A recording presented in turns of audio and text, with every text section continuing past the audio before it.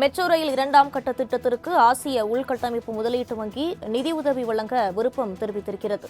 இது தொடர்பான கூடுதல் விவரங்களை வழங்குவதற்காக செய்தியாளர் சந்தோஷ் இணைப்பில் இருக்கிறார். வணக்கம் சந்தோஷ், விவரங்களை பதிவு பண்ணலாம். வணக்கம். சென்னையில் இரண்டாம் கட்ட மெட்ரோ ரயில் திட்டத்தில் 116 கிலோமீட்டர் தொலைவிற்கு 3 வழித்தடங்களில் செயல்படுத்த பெரும் முனைப்புடன் எதிர்பார்க்கப்பட்டு வருகிறது. குறிப்பாக பல்வேறு பணிகள் என்பதும் தொடர்ச்சியாக நடைபெற்று வருகிறது. இந்த சென்னை மெட்ரோ ரயிலினுடைய இரண்டாம் கட்ட திட்டத்திற்கு ஆசிய உள்கட்டமைப்பு முதலீட்டு வங்கி நிதியுதவி செய்ய இருப்பதாக அதிகாரப்பூர்வ அறிவிப்பு என்பதும் வெளியாகி இருக்கிறது. குறிப்பாக மெட்ரோ ரயிலினுடைய முதல் கட்டத்திலேயே அவர்களுடைய நிதியுதவியில்தான் 56 கிலோமீட்டர் தொலைவிற்கு என்பதும் கட்டி முடிக்கப்பட்டது. அது மட்டுமல்லாமல் சென்னையை தொடர்ந்து மதுரை மற்றும் கோவையில் தொடங்க இருக்கக்கூடிய இந்த மெட்ரோ ரயில் திட்டத்திற்கும் நிதியுதவியை வழங்குவதற்கான விருப்பம் என்பதையும் தெரிவித்திருக்கின்றனர்.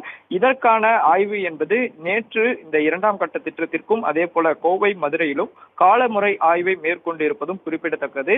சென்னை மெட்ரோ ரயில் நிறுவனத்தினுடைய குழுவுடன் அந்த ஆசிய வங்கியினுடைய அந்த குழுவும் இணைந்து நேற்றைய தினம் முழுவதும் ஆய்வு செய்யப்பட்டிருந்தது.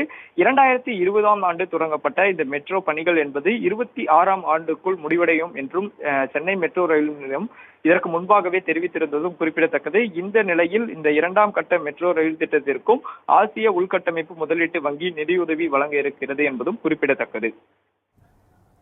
விரிவான விவரங்களுக்கு நன்றி சந்தோஷ்.